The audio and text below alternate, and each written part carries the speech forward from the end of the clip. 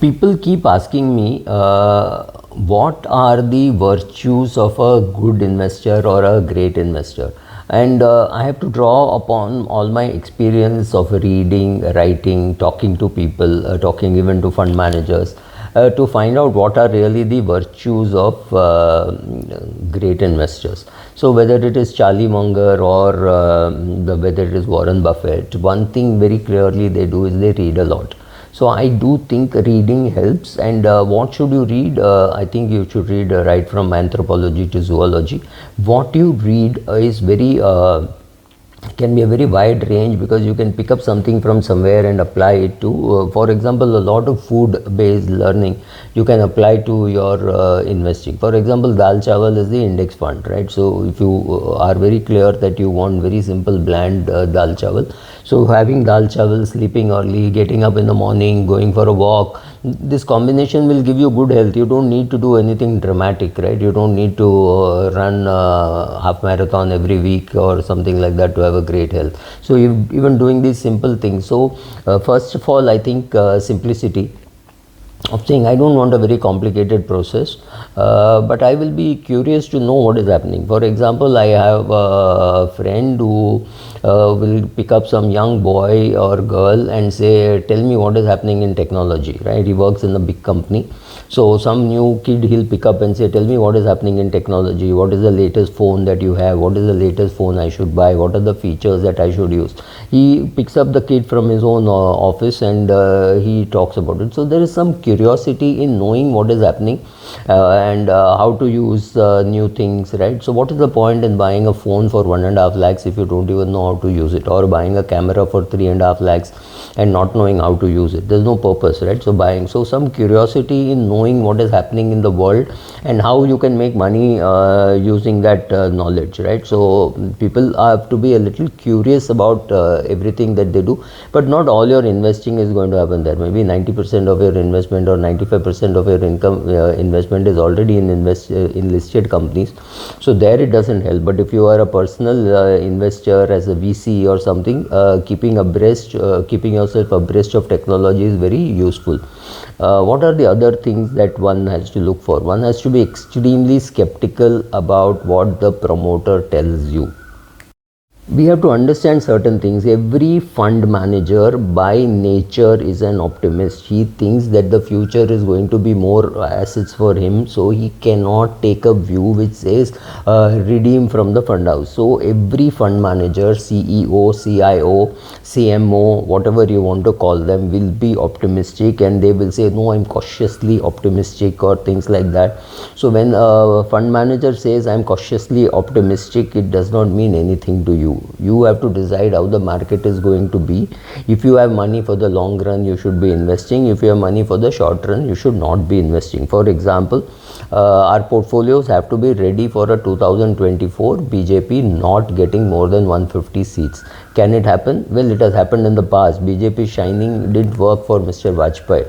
So are we ready for such things? So being ready for the market crashing 20% or 30%, you have to be always ready. Sometimes it will crash. March 2020 it crashed. Gave a fantastic opportunity to buy, but the question is how strong are you to buy at that stage, right? So the question is, you have to be a little skeptical about whatever fund managers tell you, whatever promoters of companies tell you, and whatever data that you get, you should update your beliefs. For example, if somebody tells me this fund manager is taking too much risk, is building a bad portfolio, or she's not getting money now, there are problems in the fund, you should listen instead of falling in love with the fund house or with the fund manager or the process or whatever. So be skeptical about all the data that you get. Be skeptical about the audited balance sheet that you get. This I have seen, because very many big investors would look at data and say ये तो झूठ है, इतना तो नहीं हो सकता है, you know, they are bluffing. For example, I had a client who could walk into a factory which was making clothes, and he used to be a very, very big buyer, 7 containers and 8 containers kind of, is a big exporter. He could walk into a factory and find out how many shirts they are capable of making, and if that fellow said he has got 400 employees, he would just accept it as face value. then he would walk down to the neighboring chai ka dukan and ask इस हर रोज कितना चाय जाता है, सुबह को कितना, शाम को कितना जाता है, or something like that. And try to collect data from completely unexpected sources. Speaking to vendors to know whether payment is being made on time is very easy, but you have to do all that when you're doing research. You have to be skeptical. The one solid advantage we have as independent investors is we are not biased.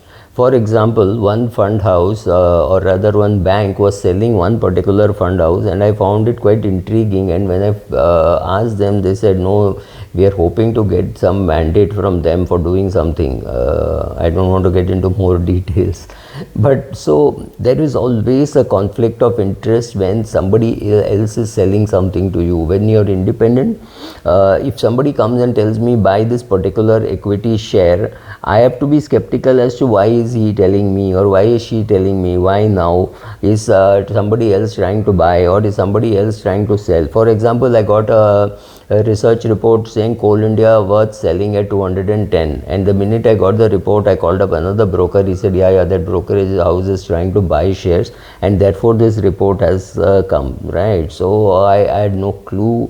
So unless you know what is really happening, and at 210 I thought it was a fantastic dividend yield. I think 10% dividend yield on Coal India. No way how I would have sold. I actually went and bought, and today I think it is at 230, right? So the question is, when somebody tells you something, find out what that person is trying to say. See where the money is coming for that person, right? So you have to be skeptical about everything and everybody. So in 2001, right, Twin Tower blast, when the blast happened, Mr. Warren Buffett says the next thing would be chemical warfare, which terrorists would launch. Terrorists have not yet launched, but can you imagine how much money would have been made in reinsurance underwriting from 2001 to 2023? You have got a right and duty to be skeptical about anybody making any statement, whether it is some big bankers coming and saying that the dollar is going to weaken and the rupee is going to get stronger. You have to be skeptical about somebody saying the dollar is going for a de-dollarization is happening in the economy. I am not saying yes or no, but I am saying be skeptical. Whatever I tell you, the greatest favor I would have done for you is to watch this video and then say, oh, this is Subra saying, why is Subra saying that? That is exactly what I want you to do. Be skeptical about anybody telling you anything, and find out whether they have got any. I can now tell you there is no vested interest for me to say please be skeptical, but that is one of the great features of being a good investor. One more thing which I have seen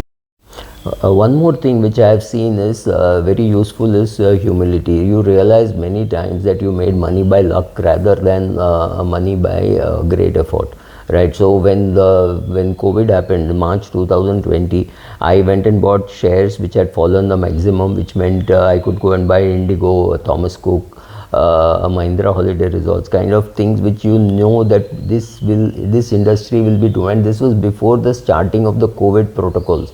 These shares had already fallen. So right, so to me these shares always looked attractive, and when I got a chance to buy it. Why am I saying now? Because when it went up, I sold it also, because and many shares which I bought, I sold off, saying, look, this was an opportunity which I got. This is not a time when I'm going to build my portfolio. So when those shares doubled, some share went up 7 times. I didn't get a chance to sell, but it went up 7 times, right? I'm not naming the share. So some of these things will happen. You will get chances once in a while, but you have to be on ground and realize that, look, this was sheer luck. You had the money. So humility helps, because it keeps you grounded, saying, okay, this I got by luck and this I got by effort. So you will get something by effort and something by luck. When you get it by luck, understand it, you cannot replicate it. So many big investors would be very humble about what they have done, or they would say, what have I done? My father invested, I did not sell. But not selling is a big thing which they did, right? One more thing which I found is Most big investors have a fantastic insurance base. I mean, they are already wealthy, so they have got different sources of income, so they will never be forced to sell equity in distress. This is a very important thing. If you have a good qualification, that's an insurance against unemployment. If you have if you and your spouse both are working, let's say you are earning X amount and she is also earning an X amount, chances are you will never have to dip into your equity in case of an emergency, right? So you can always say some money will be in debt. Your asset allocation, which allows you to sleep well even in a March 2020 kind of a fall, that is what I call insurance. It's not just the life insurance and general insurance that you have, but also the insurance against loss of job, a good relationship, because a divorce can completely ruin your portfolio. So all those things have to be in place for a successful investor. Therefore, the role of luck and humility is very important. The fact that you have a good marriage has also helped you keep your portfolio going strong, right? I was just joking with a friend that in a month, maybe 3 days or 4 days, you should be in Nariman Point gathering all the gossip, and next 26 days you should be in Kodaikanal analyzing all the nonsense that you heard in those 4 days. But if you are not there in the market, you don't hear the noises, and if you are very far away, that is a disadvantage. I remember telling one fund house that your fund managers are so far away from the market that when we kept screaming that Yes Bank is a bad buy, your fund managers did not even hear us, forget listening to us, right? So these things happen. So there are always advantages of being in the market and listening to what people are saying. And like Warren Buffett sitting in Omaha and saying, I don't want any noise to disturb me. The question is, how do you handle the noise rather than I don't want any noise? Because without noise you will not know which promoter is doing. So somewhere I draw the line. I think you need the combination. You need to have your ear on the ground, but you also need to be able to sit in one faraway location and sit and think about it, or go for morning long walks without your phone, which is the time when you're processing all the nonsense that you hear from the market. You need to do both, because there's one share which I sold at a very high price and I wanted to buy back. When I checked out with a very big fund manager, he said, no, I got major corporate governance issues. That's the only thing I check with fund managers, saying, do you have corporate governance issues here? Now, no fund manager is going to tell you that he's got corporate governance issues in PSU, but for me, every PSU is a corporate governance issue. So it's a private. This is a private sector company that I'm talking about, and the fund manager told me that, look, I've got corporate governance issues, don't touch. So I did not touch. So another important thing is, most of these guys who have created wealth over 30-40 years know one or two people to whom to speak with, whose job is to say no, right? It is easy to say yes, but you have to be, if you saw, I said you have to be skeptical, you have to look at the accounts and not trust it, right? When you do all that, if you know two people to whom you can talk with, who are maybe there in the industry, who will say, no, I don't like it, or things like that, that's also very useful. Because when I get a tip and somebody says this is worth seeing, I have a look at the small research report which he or she may have made, look at the balance sheet. But before I decide to buy, there are 2-3 people who have to approve and say, well, it doesn't look too bad, or somebody who says, no, this is shit, don't even touch it, right? You need that last minute help from somebody before you act. Thank you.